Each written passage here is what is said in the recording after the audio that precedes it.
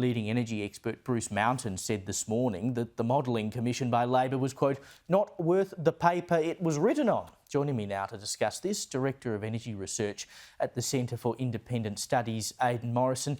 Aidan, I'll throw on screen the so-called Power Australia measures that are either off track or totally failed. You've been saying for a long time now that this is not going to happen, and the government has been persisting with it.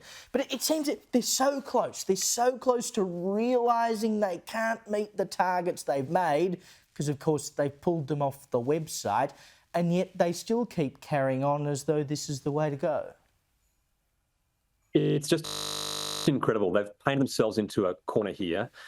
They're in absolute... Their credibility is in free fall. The evidence base underpinning all the claims they have made to propel us on this energy transition are catastrophically collapsing. As we've seen from our power prices going up, being announced to go up when they're promised to go down yet again, there is now no claim whatsoever that can support the idea that renewable energy, this uncontrollable intermittent energy source, can or ever will push our power prices down.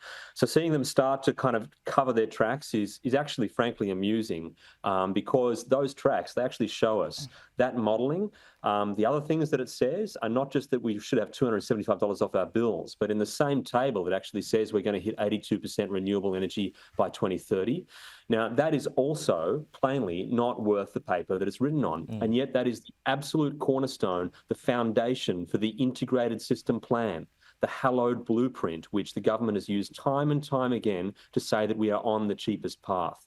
So if that plan that they had, their earlier Reputex modelling, is baseless, which we now know it is, then basically all the other modelling that the government depends on is also baseless too. So this is a government whose credibility is now in total free fall, catastrophic collapse of the modelling to support the renewable energy transition as it's been promised. Well, I think the number I talked about it earlier is the projection now is 64% by 2030, which is way off target, of course. And the other thing I talked about was the Prime Minister again pumping up green hydrogen today, and that makes up a large component of their plan.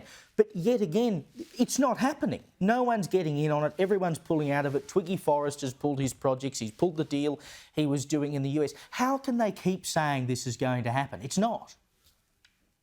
That's right. Everybody knows. All the people that have had their own money in this are pulling it out as fast as they possibly can. Green hydrogen also really had next to no merit. There's a few applications, but they're niche applications. This vision of the green hydrogen superpower is an absolute fiction. It's a fantasy. And yet our most important planning document actually projects us to have 15 gigawatts of flexible hydrogen to soak up the sun when there's too much solar power in the system. And so that's a giant cushion, basically a sponge that can help us make the system that would not work look like it will.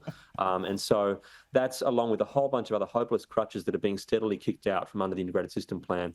It really is a condemned document at this stage. There's no reason we can meet 82% renewables, which is the only situation it considers. Hydrogen absolutely will not happen. We do not have the perfect foresight of the weather that we assume. And of course, consumers will expect a healthy compensation for their investments in consumer-owned batteries and solar panels, none of which is modelled. It is a document that is worse than useless. It has entertained the delusion that this can help be consistent with reliable, cheap electricity, and it's just not the case. And they want us to pretend it ever existed. Well, much like I've said, I'll keep playing the $275 power bill grab until the election. Maybe I'll just start showing that every night as well, just to drive the point home. Aidan Morrison, thank you for your time.